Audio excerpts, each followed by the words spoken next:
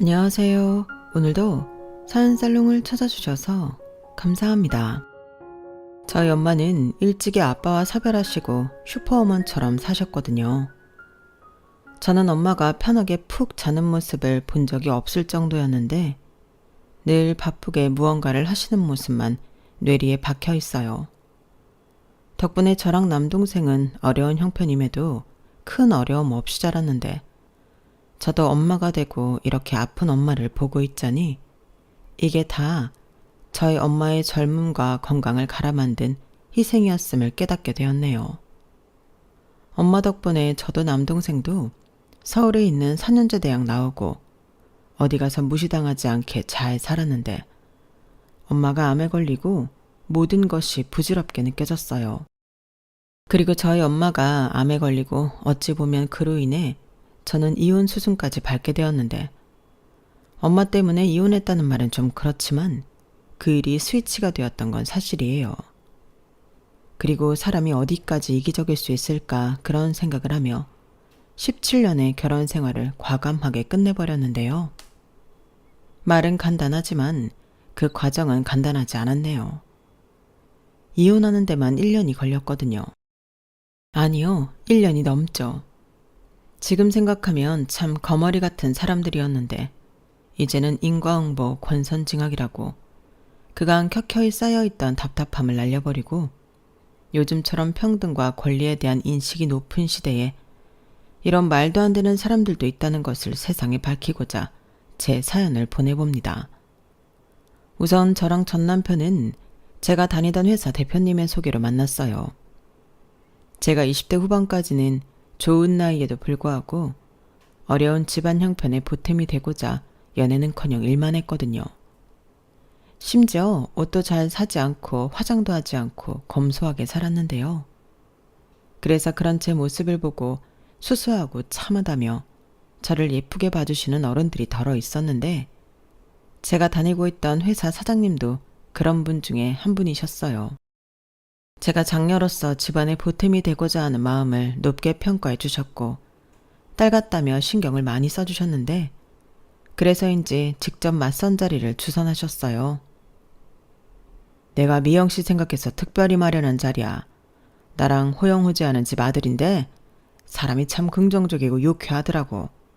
그리고 무엇보다 여유가 많은 집이니 돈 때문에 힘든 일도 없을 거고 그 집은 마나님도 없고 딸도 없어서 며느리 보면 아주 뿌다받들고 잘 거라고 그 동생이 입에 침이 마르도록 떠들었어.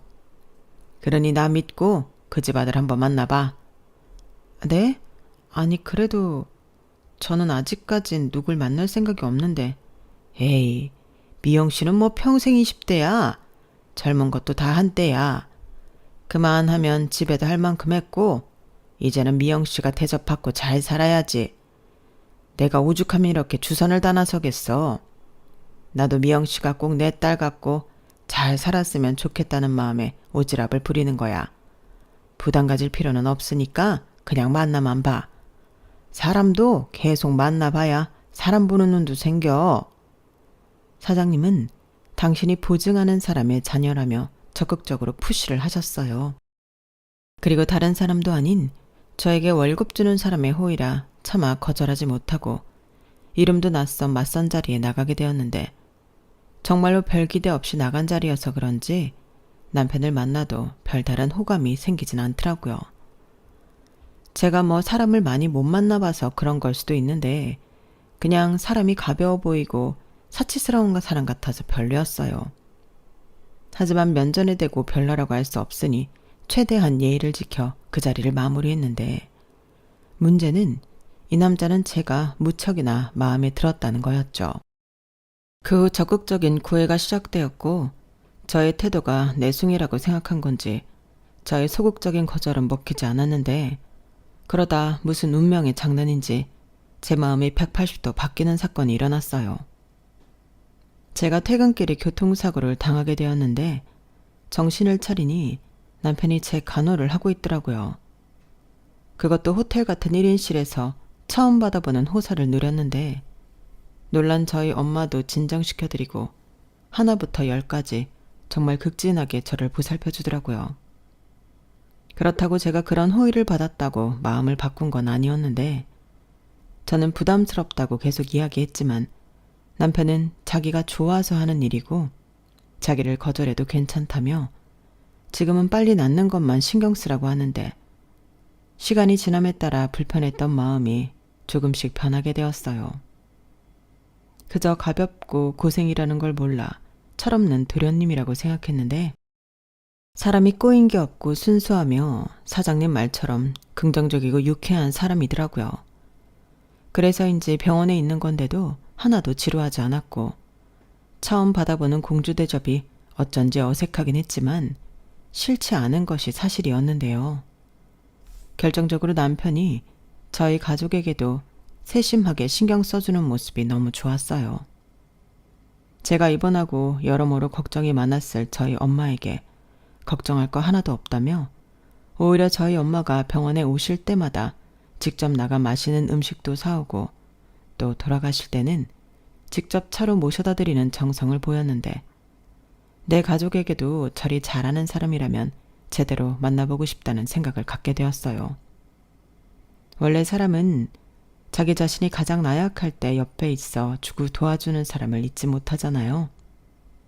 그래서 퇴원을 앞두고 이젠 저 사람과 하루 종일 같이 못 있는다는 사실이 어쩐지 서운해졌는데 저희의 만남의 시작은 그 마음부터가 시작이었죠. 마음이 바뀌니 그 사람의 모든 것이 달리 보였거든요.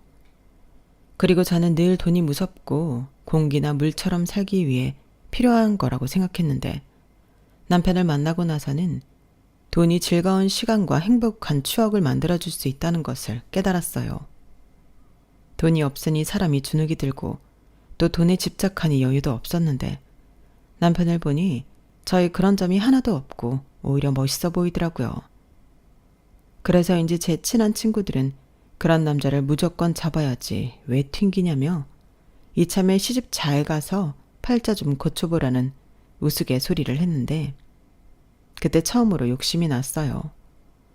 하지만 맹세코 돈만 보고 욕심이 난 건 아니었는데 사람이 이렇게나 좋은데 돈까지 많으니 다른 여자들이 가로채갈까 그제서야 조바심이 나더라고요. 그래서 그 이후에는 서툴지만 저도 제 마음을 남편에게 표현하려 노력했고 저희는 1년 반 연애를 하면서 결혼까지 쭉 하게 되었어요.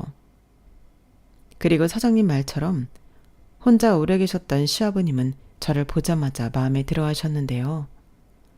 저를 처음 소개해준 사장님이 그렇게 제 칭찬을 했다며 당신은 저를 만나지 않았을 때부터 이미 저를 며느리감으로 생각하고 계셨답니다. 저 늙은 사람이 무슨 오바인가 싶겠지만 우리 아들이 정신을 못 차리는 거 보고 또 형님이 그렇게 칭찬을 하니 내가 미영 씨를 마다할 이유가 뭐가 있나. 물론 남자들이 사는 집이라 미영 씨가 싫을 수도 있는데 우리가 잘할게. 들었지? 내가 아주 며느리만 보면 떠받들고 살 거라는 말. 아, 네. 그런데 말 편하게 하세요. 미영이라고 부르셔도 됩니다. 정말? 이렇게 바로 허락해 주는 건가? 나는 딸이 없어서 며느리 보면 꼭 이름을 불러주고 싶었거든. 우리 미영이는 뭘 좋아해? 내가 음식 장사를 오래 해서 음식이라면 못하는 게 없는데 이놈이 무조건 나가서 먹자고 해서 오늘은 아무것도 준비를 못했어. 대신 좋아하는 거 알려주면 다음엔 내가 손수 만들어 대접할 테니 말만 하라고. 아휴, 드디어 최복남 인생에도 이런 날이 오네. 부족한 거 투성이겠지만 우리 부자지간 잘 부탁해. 이렇게 저를 환대해 주시니 제가 뒤늦게 복을 받나 싶을 정도로 감사했는데 무엇보다 저희 엄마도 제가 좋은 곳으로 시집을 가는 것 같다며 좋아하셨어요. 그 무렵 동생이 군 제대 후 복학해 대학 공부를 마쳤는데 저희 엄마의 큰 숙제가 끝난 기분 같다고 하셨거든요. 그래서 동생도 자기 앞가림하고 저는 또 시집가서 잘 살면 남은 우리 엄마 인생은 좀 편안하게 보낼 수 있지 않을까. 그런 생각으로 결혼 준비에 들어갔는데 저는 달리 준비라고 할 것도 없었어요. 신혼집부터 시작해 혼수며 예물이며 혼자 들뜨고 신난 시아버지가 다 준비를 하셨더라고요. 우리 며느님은 귀한 몸만 시집 오면 됩니다. 이런 건 시아버지가 다 준비하는 거야. 원래 며느리 자랑은 시아버지인 거 알지? 라며 마치 딸 시집 보내는 아비처럼 시아버님이 나서서 준비를 하셨는데 감사하게도 하나부터 열까지 저에게 일일이 물어보시고 제 취향에 맞춰서 준비를 해주셨어요. 그 요란함 속에 제가 시집가기 전부터 사랑받는 며느리라는 걸 모르는 사람이 없을 정도였는데 그렇게 행복한 결혼 생활이 시작되었죠. 참고로 시아버님은 서울 본점과 수도권에 분점 2곳을 둔 큰 고깃집 사장님이셨는데요. 월 매출이 장난이 아니었어요.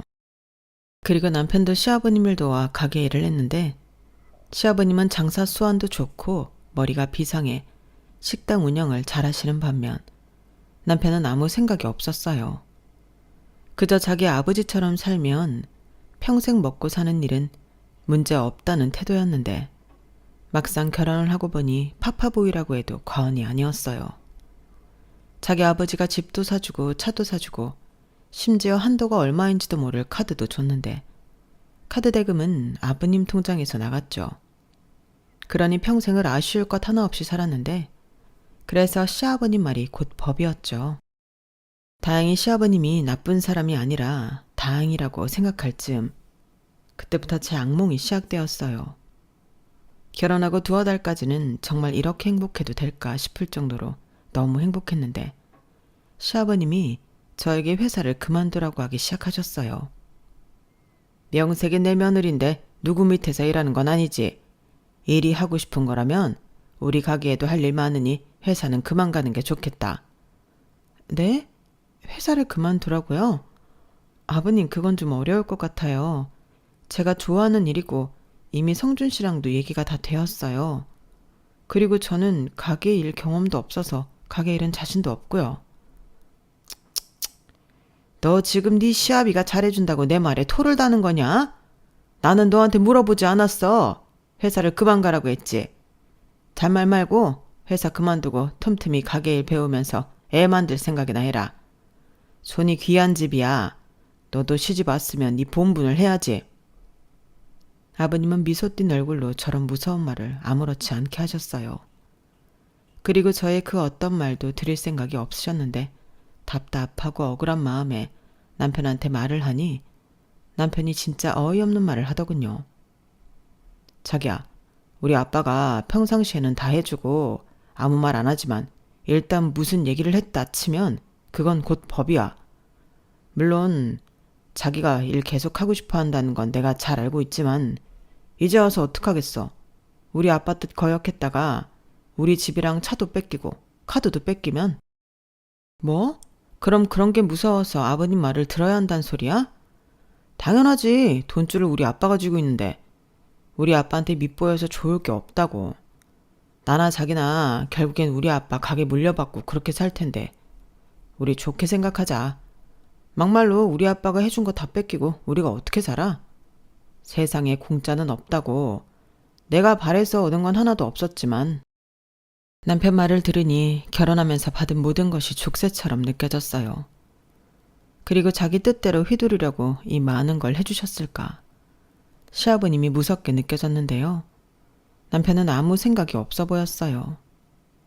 연애할 때는 자기 아버지를 도와 가게 일을 한다고 생각했는데 결혼하고 남편을 보니 남편은 그냥 조금 일하고 편히 살고 싶은 사람이더라고요. 사실 그것만큼 이치에 안 맞는 것도 없었는데 남편은 금수저로 태어났으니 그 정도 호사는 누려도 된다고 생각하는 것 같았어요.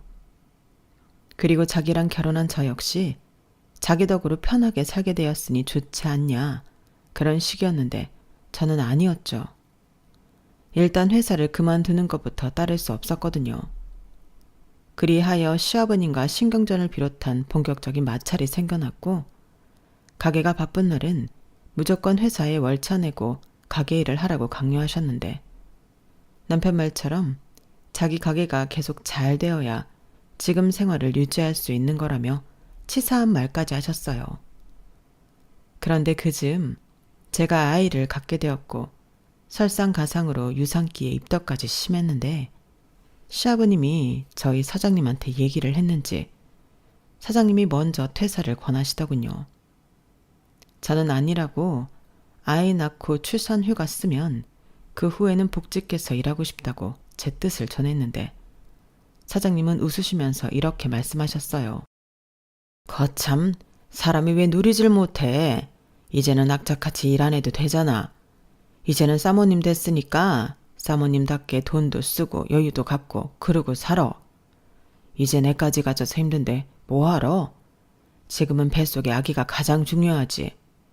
시아버지가 걱정이 돼서 아주 죽으려고 하더만. 우리 회사에서 지금까지 잘해준 것도 너무 고마워. 잘 살고 순산해. 이건 퇴직금 전에 그동안 수고했다는 의미로 보너스. 저 말을 듣는데 저는 하나도 기쁘지 않았어요. 회사를 그만두더라도 제 뜻이어야 했는데 그건 제 뜻이 아닌 시아버님 뜻이라 마음이 상할 대로 상해버렸죠. 그러니 가게 나가서 일을 하는 건 더더욱 하기 싫었는데 일단 그때는 임신 중이었기 때문에 저는 집에서 꼼짝도 하지 않고 집에만 있었어요. 그리고 자주 친정엄마 집을 들여다보며 시간을 보냈는데요. 결혼 전에는 같이 살아도 서로 바쁘다 보니 제대로 이야기를 나눈 적이 없으니 그때라도 그런 시간을 갖고 싶었어요.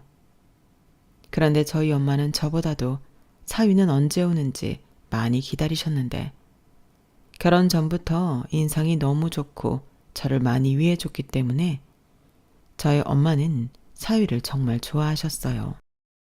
하지만 그렇게 살갑고 다정했던 사이였던 남편은 결혼 후 그 빈도가 적어지기 시작하더니 나중엔 처가댁엔 얼굴 한 번을 보이지 않았는데 오히려 임신한 몸으로 제가 친정에 자주 가니 왜 그렇게 친정을 가냐며 타박을 하더군요. 아무래도 남편은 제가 돈줄을 쥐고 있는 자기 아빠에게 불만을 가졌다고 삐쳐있던 모양이었어요. 그리고 치사하게 제가 시아버님에게 잘하지 않는 이상 생활비며 제가 쓰는 카드까지 통제하려 했는데 보고 자란 게 그런 거라고. 남편 역시 돈이라는 미끼를 흔들며 저를 자기 마음대로 하려고 하더라고요. 그리고 이런 사실을 시아버님도 알고 계셨는데 두 부자가 이러려고 저에게 직장을 그만두라고 했나 싶은 생각마저 들었고 그제야 제가 시아버님께 받은 것들이 독이라는 것을 깨달았어요. 하지만 제가 여기서 무언가를 하기엔 늦어버렸죠. 결국 저는 현실에 타협하고 말았어요. 그런데 저희 친정엄마도 한몫하셨는데 제가 시집을 간 이후 친정엄마가 주변의 사돈과 사이자랑을 하신다는 것을 우연히 알게 되었고 저를 볼 때면 좋아하는 엄마의 얼굴과 남편 돈이긴 하지만 엄마에게 용돈도 걱정 없이 쥐어줄 수 있어서 그게 좋았어요.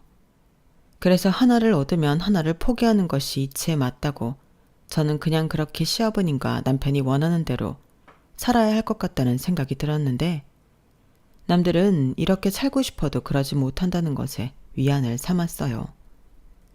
제가 출산하고 아이가 돌이 지나니 며느리를 아끼고 사랑한다던 시아버님은 저를 마치 5분 대기조처럼 가게에 불러 일을 시키셨고 원래도 직원들을 잘 믿지 못하는데 저는 가족이라 마음이 놓인다며 저에게 온갖 일을 시키시더라고요.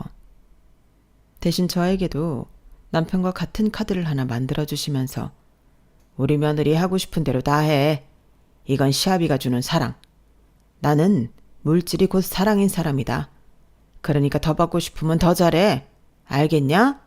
라고 하셨는데 태어나서 처음으로 돈은 있지만 돈 쓸 시간이 없다는 게 무슨 말인지 알았어요.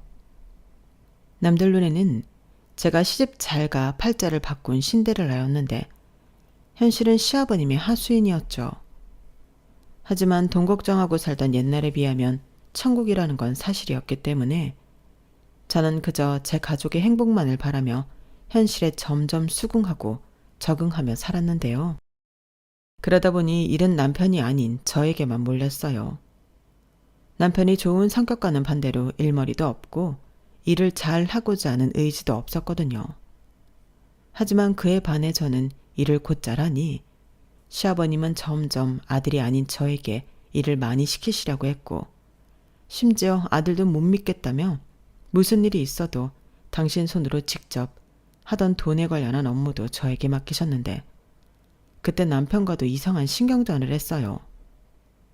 우리 아빠가 진짜 매출 관련 서류랑 은행 업무를 같이 하자고 했다고? 거짓말. 그건 나한테도 오픈하지 않은 거야. 그래서 나는 아버지가 돈이 얼마나 있는지도 모르는데 그걸 지금 친자식인 내가 아닌 며느리한테 오픈한다고? 왜 열을 내? 내가 그렇게 해달라고 한 것도 아닌데. 난 그냥 아버님이 시키는 대로 할 뿐이야. 언제는 그렇게 하라며? 돈줄 쥐고 있는 사람이니 잘 보여야 한다고. 그야 그렇지만 이건 좀 이상하잖아. 어떻게 나를 제치고 자기를... 몰라. 그렇게 불만이면 자기가 자기 아버지한테 따져. 나는 욕심 없으니까. 오히려 일이 더 늘어서 짜증나거든. 사람들이 나를 작은 사모님이라고 부르는데 일은 내가 제일 많이 해. 저는 옆에서 계속 궁시렁거리는 남편한테 진심으로 짜증을 냈어요. 점점 가게 일이며 집안일이며 시아버님의 주도하에 제가 도맡아 일을 하는데 제 입장에서는 재주는 곰이 부리고 돈은 왕서방이 번다고 남편은 돈만 펑펑 쓰고 돌아다니는 것 같았거든요. 하지만 남편은 제가 자기 역할까지 뺏어가면서 삐딱선을 타기 시작했고 원래도 밖으로 돌았는데 그 정도가 더 심해졌어요. 나중엔 외박도 자기 마음대로 하더라고요. 그때 저희 아이가 초등학교에 다니고 있었는데 사춘기가 살짝 왔는지 말을 너무 안 들어 힘들었을 때였어요. 아들이라 아빠 역할이 중요한데 남편은 아이한테 관심도 없더라고요. 그러니 아들에도 아빠에 대한 애정 같은 건 없었고 그저 갖고 싶은 거 사달라고 조르고 용돈 달라고 조르며 저를 힘들게 했는데 시아버님이 뭘 그런 걸 가지고 고민하냐며 해달라는 대로 다 해주면 된다고 하셨어요. 그까짓 게 뭐 얼마나 한다고? 그냥 사줘라. 돈으로 해결할 수 있는 문제가 제일 쉬운 거야. 그러려고 이렇게 기를 쓰고 돈을 버는 거 아니냐? 이참에 우리 손주한테 아예 신용카드를 하나 해줘라. 저런 말까지 하시는데 그때 이런 생각이 들더라고요. 저렇게 남편을 키웠으니 나이 30이 넘도록 할 수 있는 일이 돈 쓰고 노는 일밖에 없는 거라고요. 그리고 그런 남편을 닮을까봐 저는 더욱 아들한테 돈에 대한 건 개념을 심어줘야겠다는 생각을 했는데 그 후 용돈을 주면서 용돈 기입장부터 시작해 집안일을 하면 용돈을 추가로 주는 등 돈 버는 것이 얼마나 힘든 건지 가르치려 했어요. 그러자 자기 친구들은 편하게 받는 용돈을 왜 자기는 그렇게 받아야 하냐며 반항을 하던 아들이었는데 저는 끝까지 버텼죠. 돈 필요한 사람은 제가 아니니까요. 그러자 돈이 아쉬운 아들은 용돈을 추가적으로 받기 위해 집안일을 하기 시작했고 나중엔 저보다도 집안일을 더 잘하는 사람이 되었는데요. 일단 그게 너무 보람있고 뿌듯했어요. 적어도 남편처럼은 안 키우겠다던 제 바람이 어느 정도는 이루어질 것 같았거든요. 그렇게 남편만 혼자 따로 노는 가운데 저는 하루하루 바쁘게 살았고 그렇게 살다 보니 어느덧 제 나이가 40에 훌쩍 다가섰는데 이젠 시아버님의 사업이 제 사업이라고 해도 과언이 아닐 정도로 저는 그 집안의 중심 역할을 하게 되었죠. 시아버님은 그런 저를 옆에서 잘한다 잘한다 하시며 차도 외제차로 뽑아주시고 밖에서도 며느리 자랑을 엄청 하고 다니셨어요. 뭐 표면적으로는 시아버님의 사랑과 신임을 얻고 있는 복에 겨운 며느리였는데 속은 골마 터지고 있었죠. 시아버님은 저를 완전하게 통제하시며 숨 쉴 시간도 주지 않으셨거든요. 그러다 날벼락 같은 소식을 동생으로부터 듣게 되었어요. 글쎄 저희 친정엄마가 위암 3기 진단을 받았다는 거였어요. 그 말에 정말 한달음에 친정엄마에게로 갔는데 저희 엄마는 아무렇지 않은 사람처럼 태연하게 저를 맞이하셨어요. 그러시면서 뭐 하러 왔냐고 별거 아니라고 하시는데 아빠 역시 암으로 잃었던 저는 엄마마저도 암으로 잃을까 겁이 났어요. 별 걱정을 다 해. 엄마 그렇게 쉽게 안 죽어. 네 아빠 때랑은 다르잖아. 기술도 좋아졌고 그땐 돈도 없어서 제때 치료도 못 받았지만 지금은 아니지. 엄마, 그 정도 돈은 있다. 왜 여기서 돈 얘기를 해? 돈은 나도 많아. 그러니까 엄마는 아무 생각하지 말고 수술 받고 나을 생각만 해. 내가 종혁이 말 듣고 얼마나 놀랐는 줄 알아? 그놈의 새끼, 지 누나한테 말하지 말라니까. 엄마가 알아서 해. 너는 신경 쓸 거 없어. 보호자 사인도 종혁이 시키면 되고 간병인도 필요 없어. 왜 엄마는 엄마 마음대로 결정해. 그건 나랑 종혁이가 알아서 할 일이야. 그리고 엄마 간병은 내가 할 거니까 그런 줄 알아. 엄마가 간병인도 없이 그러고 있으면 올케가 얼마나 부담스럽겠어? 너 바쁘잖아. 가게 일은 어쩌고. 그 가게가 내 거야? 아버님 거지. 아무튼 입원할 때도 내가 모시고 할 거니까 그런 줄 알아요. 괜히 택시 타고 가게 하기만 해. 나 돈 많은 집에 시집 간 거 알지? 돈 걱정 하지도 마. 저는 그때만큼은 제가 그 집구석에 시집을 가서 다행이라는 생각이 들었어요. 적어도 그때까지는 시아버님에게 얘기하면 안 싸더니 암이라고? 네가 가서 간호하고 최고 좋은 회사에 좋은 걸로만 해드려. 그런데 돈 아끼는 거 아니다. 라고 하실 줄 알았는데 현실은 그게 아니었어요. 뭐? 친정어머니가 암이라고? 어쩌다가? 그래도 그렇지. 일하다 말고 그렇게 가면 어쩌냐? 나도 골프 약속으로 가게에 없었는데. 죄송해요. 그래도 그때는 제정신이 아니라서. 그래, 알겠다. 다음에는 이런 일 없도록 해라. 네, 그리고요. 제가 저희 엄마 간병을 하고 싶은데요. 뭐? 간병이는 어쩌고 네가 간병을 해? 그래도 제가 하고 싶어요. 엄마도 남의 손은 싫어하실 것 같고 그러면 혼자 계신다고 하실 텐데 그건 또 제가 싫고 해서. 그러니 저희 엄마 수술 끝나고 나서부터는 가게 일은 못할 것 같아요. 뭐야? 네가 지금 정신이 있어 없어? 어디 출가 외인이 친정일 때문에 시댁일을 못한다고 해? 그러는 법은 없다. 간병이 쓸 돈 없으면 그 돈만 해주면 되지. 그리고 너 동생 있잖아. 며느리도 있는데 네가 무슨 걱정이야?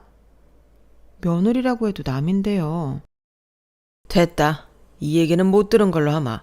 어디서? 사람이 원래 나이 먹으면 여기저기 고장나고 그러는 거다. 유난 떨 거 없다. 아버님, 어떻게 그렇게 말씀하세요? 저희 엄마가 가벼운 질병에 걸린 게 아니라고요. 암 3기인데 어떻게 그렇게 태평하게 말씀하세요? 내가 뭘? 이제 그만 가실 운명이면 그런 거고 아니면 사시겠지. 다 하늘의 이치야. 저는 시아버님의 말에 정신이 번쩍 들었어요. 저런 사람을 내 가족이라고 생각하고 살았다는 게 소름 끼치더라고요. 그래서 저는 그날 이후 시아버님이 부르시던 말던 가게는 나가지 않고 친정집과 병원을 오가며 친정엄마만 생각했는데 그때 옆에서 다 듣고 다 본 남편이 이런 말을 했어요. 당신 오늘도 우리 아빠 연락 안 받았다며? 지금 우리 아빠 엄청 화났어. 그러다 해준 거 다시 다 내놓으라고 하면 그때 어쩌려고 그래? 또 그 얘기야? 그래서 뭐? 그거 무서우니까 아픈 엄마도 나 몰라라 하라고? 누가 나 몰라라 하래. 간병인 쓰라고. 그냥 우리 아빠가 시키는 대로 하면 다 편해지는데 왜 괜히 방귀를 들어서 우리 아빠 심기 건드리고 나 불안하게 해? 자기 시집 왔으면 이제 우리 집 사람이야. 더 이상 말하기 싫다. 나는 그렇게 생각 안 해. 전에야 자기 말대로 내가 가게 일 돕고 아버님 도우면 우리 식구 편하게 살 수 있으니까 그렇게 했는데 이건 다른 문제라고. 자기는 아버님이 암에 걸리면 신경 안 쓸 수 있어? 아, 자기는 그럴 수도 있겠지. 자기는 아버님 아들이니까. 근데 나는 아니야. 저는 가뜩이나 예민한 가운데 남편이 저런 정신 나간 소리를 하니까 너무 화가 났어요. 아무리 돈이 좋아도 그렇지 어떻게 저런 말을 할 수 있나. 저런 남자와 가족이라는 게 참을 수 없이 싫었는데 그렇게 저는 시아버님과 남편에게 공공의 적이 되었죠. 시아버님도 자기 말을 무시했다며 저한테 차키를 뺏어가셨고 남편은 놀기도 바쁜데 시아버님에게 불려다니느라 불만이 많았는데 이윽고 남편이 생활비가 들어있는 체크카드와 신용카드까지 뺏어가더라고요. 진짜 뭐 이런 치사한 사람들이 다 있나 싶었는데 이 사람들이 모르는 게 하나 있었어요. 저는 충분히 이런 날이 올 수 있다고 생각했거든요. 그래서 오랜 시간 조금씩 비상금을 만들어 제 계좌로 갖고 있었는데 그 돈을 쓸 때가 되었던 거죠. 그래서 저는 문제 부자지간의 치사한 행태에도 굴하지 않고 아예 짐을 챙겨서 친정엄마가 입원한 병원에 머물렀는데 아들아이한테도 사정을 얘기해뒀어요. 다행히 아들애는 엄마 손이 많이 필요하지 않은 나이고 또 엄마의 상황이 어떤지 알고 있어서 저는 마음 편히 친정엄마를 돌봐드렸는데 시아버님에게 연락이 오더군요. 그래, 안사돈은 좀 어떠시냐? 그렇게 가족들 다 내팽개치고 친정엄마한테 매달려 있으니 좋으냐? 내가 가진 거 하나도 없고 내세울 것도 하나 없는 너를 얼마나 예뻐했는데 나를 배신해? 아버님, 배신이라뇨. 그리고 자식이 부모가 아프면 돌봐드리는 게 당연하죠. 애당초 아버님이랑 그이가 저희 엄마가 아프신데 저한테 그러실 줄 몰랐어요. 저는 자식된 도리를 할 뿐입니다. 그래, 너는 자식된 도리라고 하면서 며느리 도리는 하지 않은 이기적인 아이구나. 그래도 내가 사람이 모질지 못해서 기회를 줄 테니 다시 가게 나와서 일도 하라. 지금 내 가게가 엉망진창이야. 내가 다시 차랑 카드 주마. 아버님, 진짜 계속 이러실 거예요? 제가 그깟 차랑 카드에 마음 바꿀 것 같아요?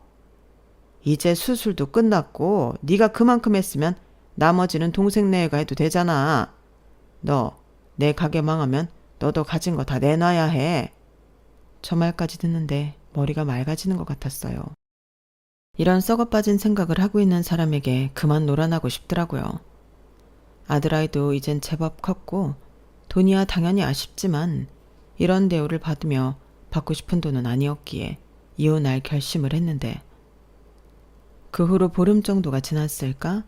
남편이 울면서 연락을 했어요. 우리 아빠 간암이래. 얼굴이 자꾸 노래지는 게 이상해서 검사를 받았는데 그게 황달 증상이었고 벌써 암이 많이 진행돼서 이식자를 찾아야 할 판이야. 자기야, 지금 장모님이 급한 게 아니야.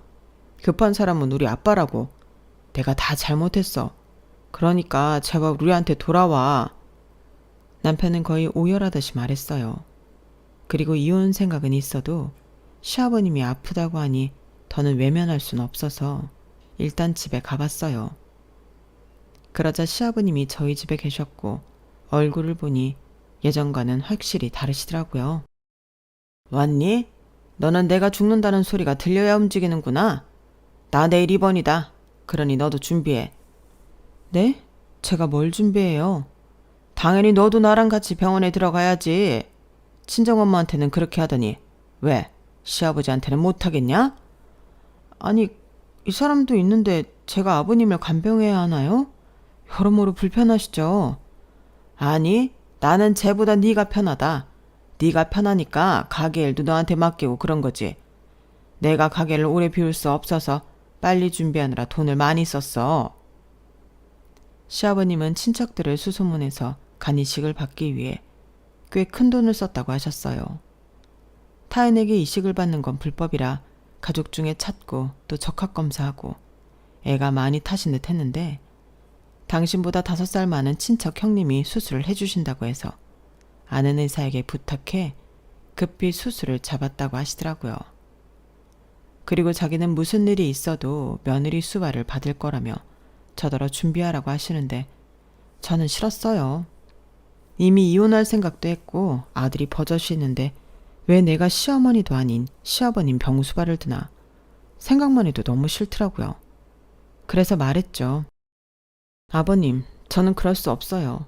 일단 어머님도 아닌 아버님 수발을 들 자신이 없고요. 아들은 이 사람도 안 하는 걸 왜 제가 해야 하죠? 차라리 아버님 병원에 계시는 동안 가게 일을 할게요. 뭐야?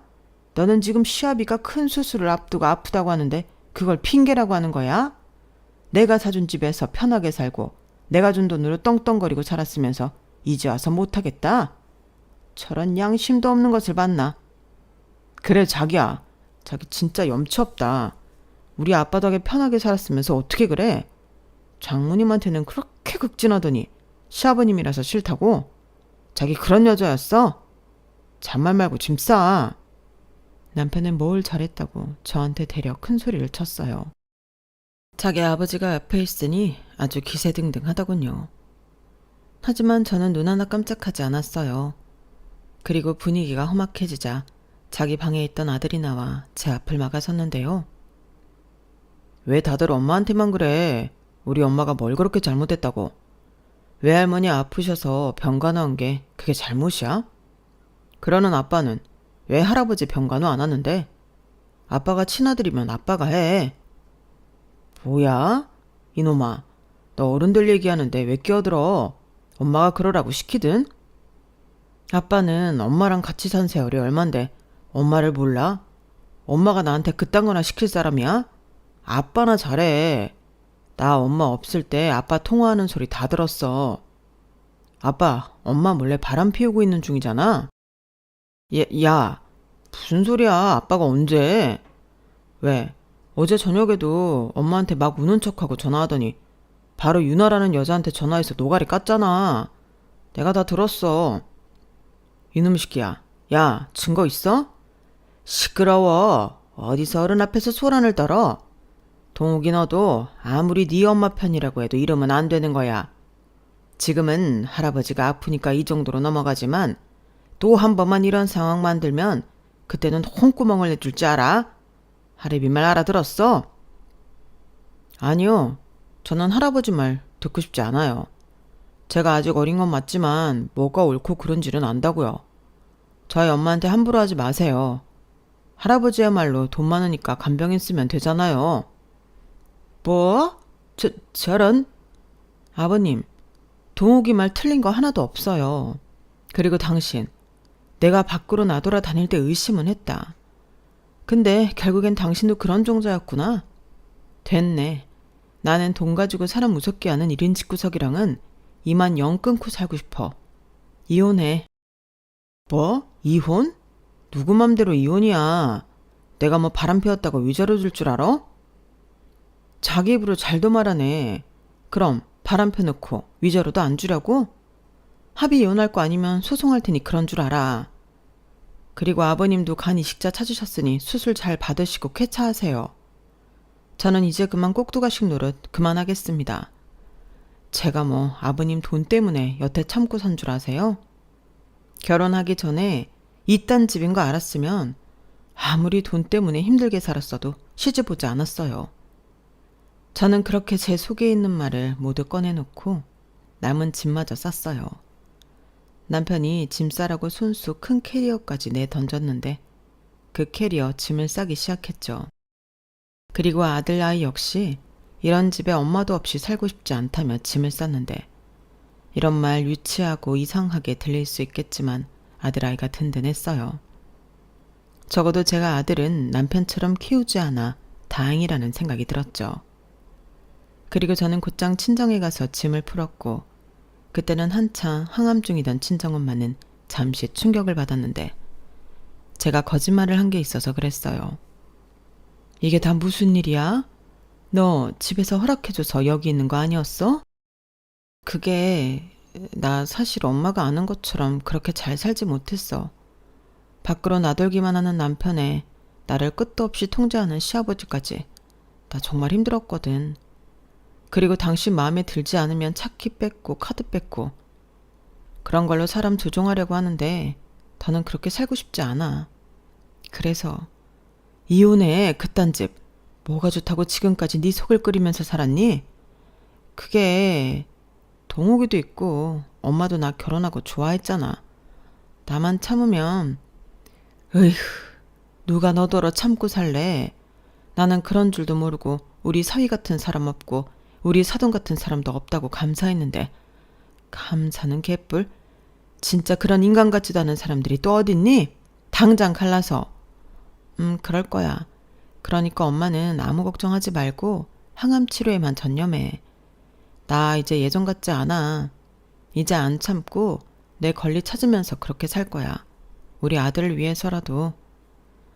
저는 진심으로 활짝 웃으며 친정엄마한테 말했어요.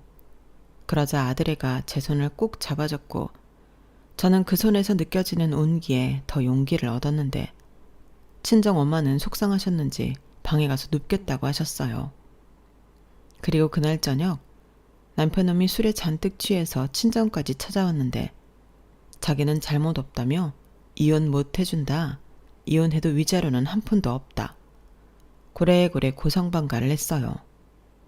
아무래도 저를 동네에서 얼굴도 못 들고 다니게 망신을 주려 했던 모양이었는데 저는 경찰에 경범죄로 신고를 했어요. 그러자 경찰차가 곧 도착해 남편을 끌고 갔는데 그 후로도 몇 번이나 같은 짓을 하더라고요.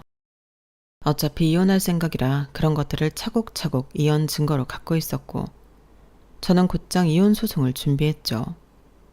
그러니 저에게 시아버지의 암 수술 따윈 안중에 없었는데 그 점이 시아버님에게는 용납될 수 없는 부분이었나 봅니다.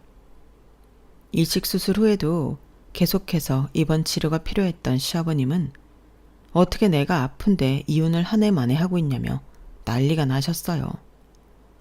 하지만 저는 이혼하면 남인 것을, 시아버님의 불효령을 무서워할 이유가 없었고 따라서 전화도 받을 필요도 없어 시아버님 번호를 차단했는데 남편은 상황이 달랐죠. 아주 죽을 것 같은 얼굴이더라고요.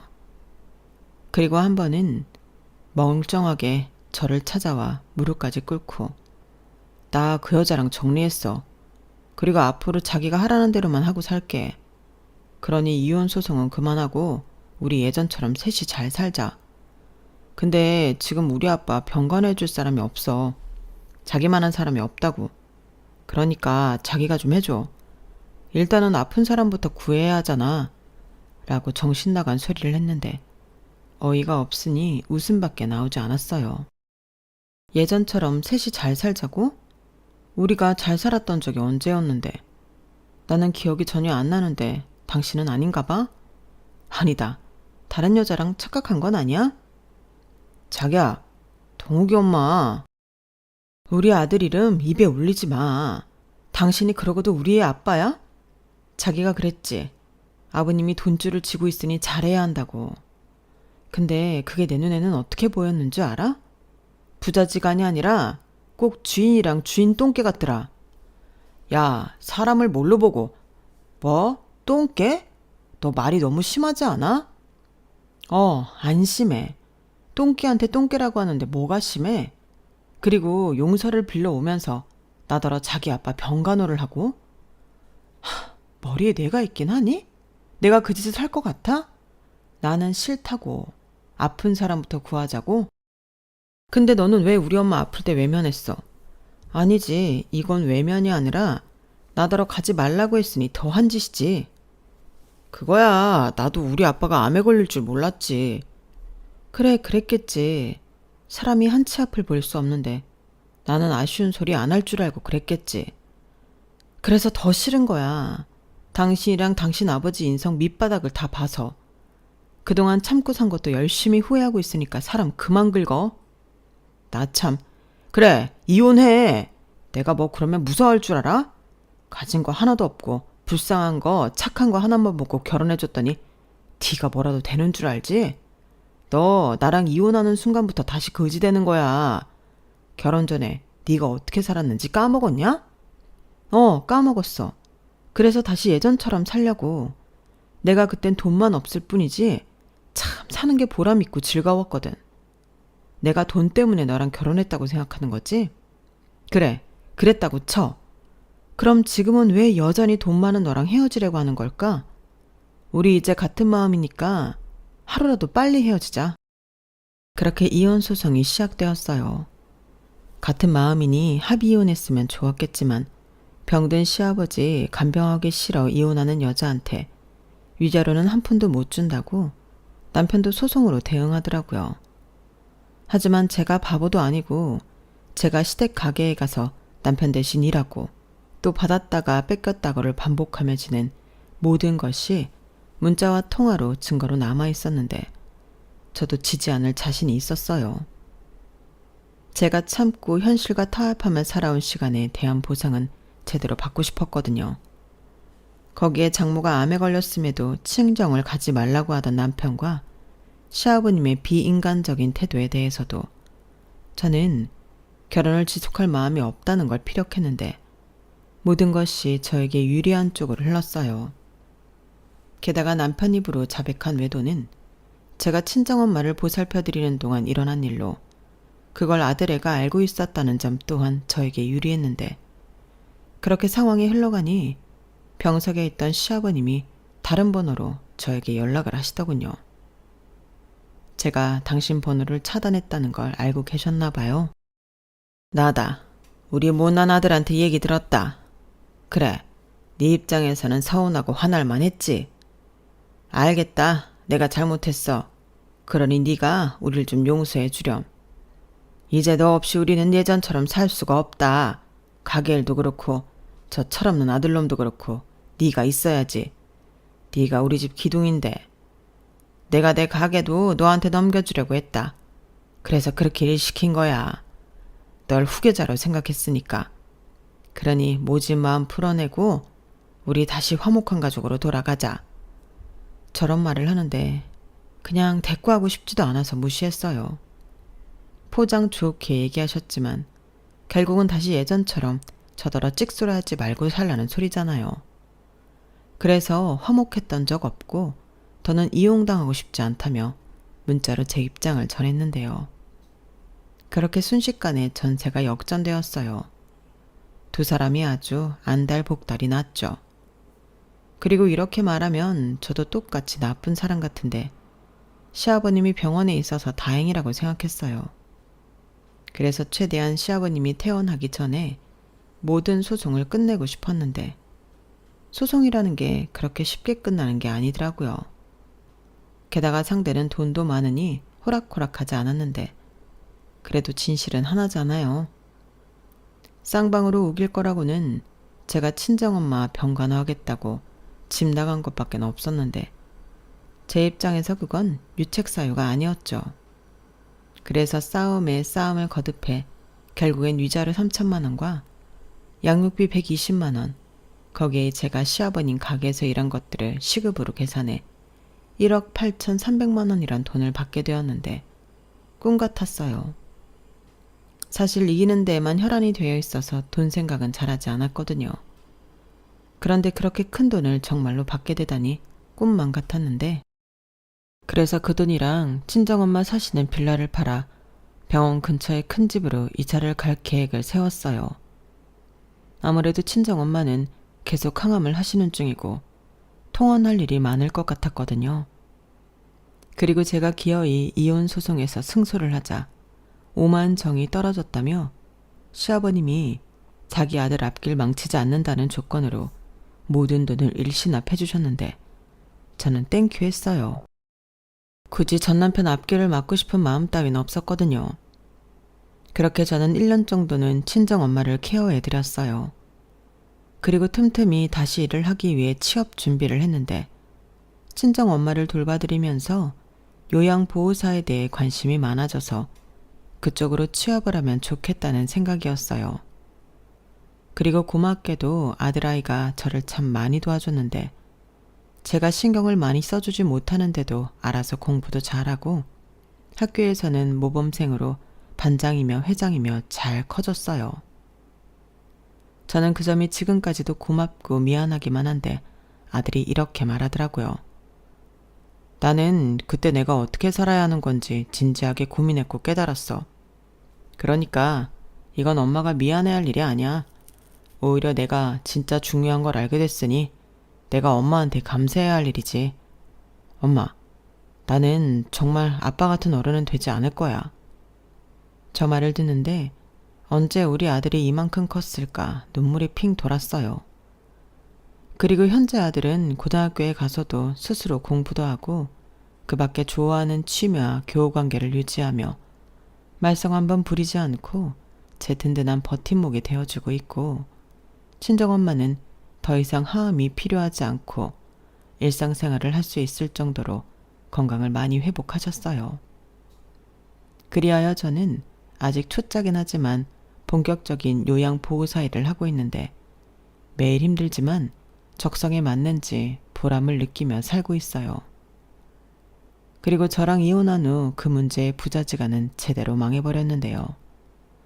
일단 일시급으로 저에게 큰돈을 준 시아버님은 가게가 잘 되어 그 돈을 복구할 수 있을 거라고 생각했지만 그게 되지 않았어요. 당신 병원비도 만만찮았는데 아픈 시아버님 대신 경영을 맡은 남편이 제대로 가게 3개를 말아먹으면서 몇십억의 빚더미에 올라앉은 거였죠.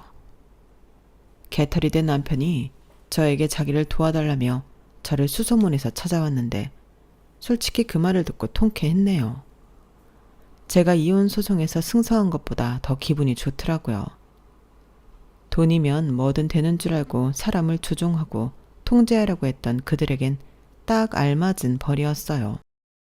그렇게 쫄딱 망한 전 남편과 전 시아버님은 가진 걸 모두 날리고 집도 절도 없이 떠도는 신세가 되었고 서로를 원망하고 비난하며 사는 것 같은데 양육비도 벌써 반년 넘게 밀렸고 이걸로 이번 기회에 남편과는 아예 연을 끊을 생각이에요.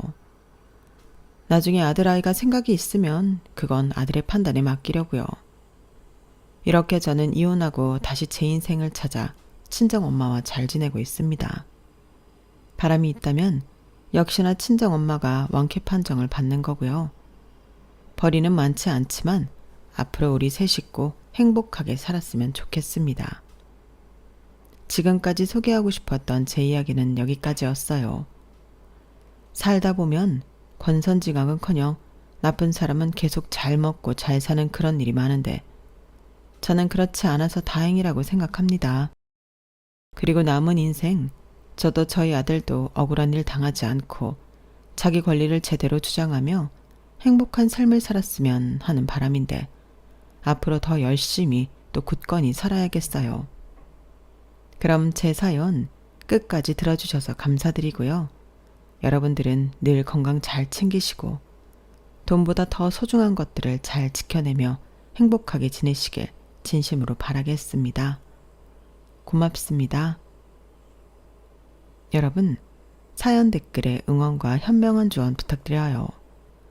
좋아요와 구독은 저에게 큰 힘이 됩니다. 오늘도 좋은 일 가득하세요.